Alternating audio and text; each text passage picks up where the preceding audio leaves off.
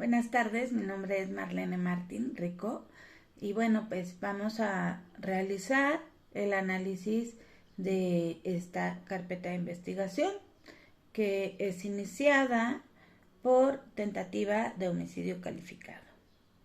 Es muy importante poder haber visto la carpeta cumplimentada ya con todas las diligencias que se realizaron para poder realizar la carpeta de investigación. Entonces, me parece que parte de los puntos importantes es toda esta estructura que se maneja en esta carpeta de investigación, en donde hay, digamos, el mecanismo del procedimiento que se requiere para poder acreditar los hechos. Me llama mucho la atención, me parece que está muy bien estructurada la carpeta de investigación. Me quiero centrar un poco en este momento en la narración de los policías, en la narración, las constancias de hechos de los policías que intervienen en la carpeta de investigación, en donde tienen muy claro, ¿no? Incluso en la parte donde ellos hacen su narración, dice ahí lo que tienen que acreditar, ¿no? El qué, el cómo, el tiempo, el modo y el lugar. Entonces eso me parece que es como esto que ya platicábamos como parte de este guión que todas las autoridades deberían de seguir, ¿no? Para que no se olviden estos puntos que son los que se tienen que responder en las entrevistas. Y bueno, pues la parte de específica que tiene que ver con la narración de los hechos es muy clara, es sumamente congruente. Me parece que hay toda esta situación de los tiempos, ¿no? Encajan perfectamente desde que los policías dicen nosotros íbamos circulando en tal lado y escuchamos las detonaciones al momento que llegan. Y me llama mucho la atención cuando ellos narran, por ejemplo, que ya había aproximadamente 100 personas, lo cual ahí, por ejemplo, pues a mí sí me parece que es excesivo, ¿no? La cantidad de personas que pudieran estar ahí. Y bueno, pues para que al final creo que participaron, según lo que yo contabilicé, 6 policías para detener a 100 personas, pues la verdad es que es prácticamente imposible, ¿no? Y además, pues no sé, la cantidad de personas a mí me pareció exacerbada, ¿no? Pero bueno, es parte de la narrativa, no consta ninguno de esos hechos ni en fotografía, ni en ningún otro tipo de evidencia. Independientemente de que esta narración está perfectamente bien estructurada, yo observo como estas desventajas de esa narrativa, ¿no? Si había 100 personas, entonces ¿por qué no hay por lo menos 20 entrevistas de lo que sucedió ahí, ¿no? En el lugar. ¿Por qué no hay, digamos, una toma fotográfica por parte de la policía? Y además, ¿cómo es que se lleva a cabo la cadena de custodia? Con 100 personas en el lugar y 6 policías, ¿no? Mientras supongo que alguno se tuvo que ir con la persona que fue lesionada y pues, además los otros 2 que se fueron con el imputado, ¿no? Entonces quedaban 3, entonces es como una situación que me parece que ahí podemos encontrar una incongruencia, aunque definitivamente el tema procesal y la manera en que aplican y que incorporan la carpeta de investigación me parece muy, muy interesante porque hay una metodología a seguir. Sin embargo, no implica que esa metodología pueda tener la calidad probatoria suficiente para que la fiscalía pudiera sostener su teoría del caso. Entonces, bueno, también vimos a los testigos, ¿no? La narrativa de los testigos también es muy congruente y pues nadie habla de estas 100 personas, ¿no? Que a mí me parece que ese punto ya ha sido como el que más podría deslegitimar el dicho de los policías, la situación de la detención, aunque ellos dicen que lo detienen antes, bueno, en un lugar diverso, otros policías que no son los que están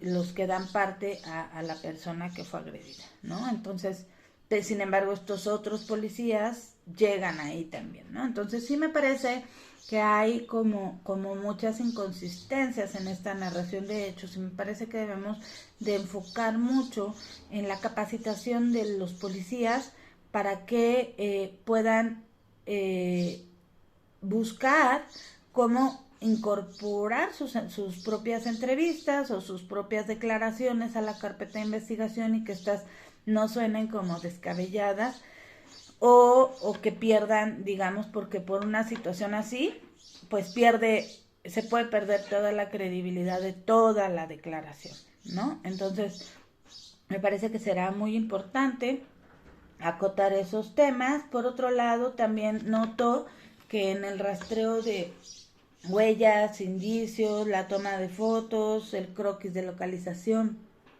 no encuentran nada. Y bueno, pues esto abona, ¿no? Otra vez a que se pierda como la credibilidad de la investigación, ¿no? Que se hace. Sobre todo el método que utilizan, que es el inductivo-deductivo, ese método me parece que no es un método, o sea, aunque es parte de para llegar a la ciencia, también la ciencia debe acreditarse con otros elementos. Y bueno, pues me parece que son como las circunstancias que yo identifico en la carpeta de investigación respecto de la propia investigación de la Fiscalía y los policías de investigación, que pueden como ser parte de lo que puede derrocar a la teoría del caso de la Fiscalía. Y entonces entiendo que al final de cuentas la Fiscalía lo que hace es reclasificar de tentativa de homicidio calificado a lesiones calificadas. Porque lo único que tenían era una persona lesionada, ¿no? Los testigos, y bueno, pues la lesión, ¿no? El arma, bueno, por supuesto también se tenía el arma. Y bueno, ya identifican que las balas, o sea, eso sí hay como claridad, pero en todo lo demás no hay otros elementos. Entonces me parece que este pudo haber sido el motivo de la reclasificación por falta de indicios suficientes que pudieran sostener la tentativa de homicidio calificado. Sin embargo, esto es muy lamentable porque si vemos los antecedentes del imputado, podemos observar que efectivamente es una persona muy violenta, es una persona que sí es un riesgo para la sociedad. Entonces, el hecho de que estas circunstancias no se puedan acreditar de manera fehaciente, con una buena técnica investigativa, pues hace que esto se siga convirtiendo en un riesgo latente, ¿no? Y que ahora sí pase a una circunstancia mayor, ya que el perfil de los agresores, bueno, pues siempre es como de regresar, como de venganza, y bueno, pues sí tenemos muchas circunstancias que podríamos valorar que la persona pues sí efectivamente no tiene ningún límite, no tiene ninguna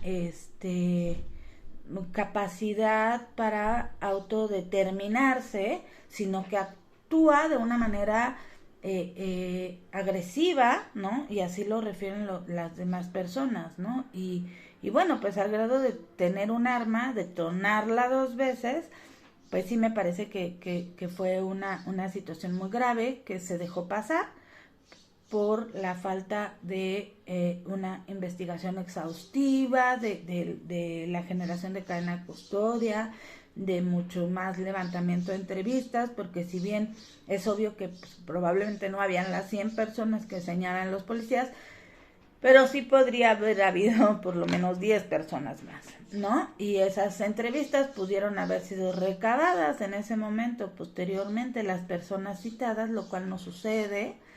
Y bueno, pues creo que el quiebre del sistema penal está en la carga de trabajo y en la falta de personal para poder enfrentar estas eventualidades y poder enfrentar todo lo que se necesita para llevar a cabo una investigación. Entonces, bien, pues ahí, digamos, ya concluye con la declaración del lesionado. Y bueno, pues también él hace una solicitud de pagos, ¿no? O sea, como la parte de la reparación del daño. Y pues sí, es lamentable, digamos, que nuestro sistema no se da abasto con una situación de tanta violencia que se vive en la sociedad. Y bueno, esperemos que podamos ir transitando también a sociedades de paz y a sociedades más seguras, pero bueno, pues porque nuestro sistema no tiene la suficiencia para garantizarnos justicia. Muchas gracias y agradecer, maestro, siempre por esta oportunidad de estar en su clase. Muy agradecida. Que tengan buen día.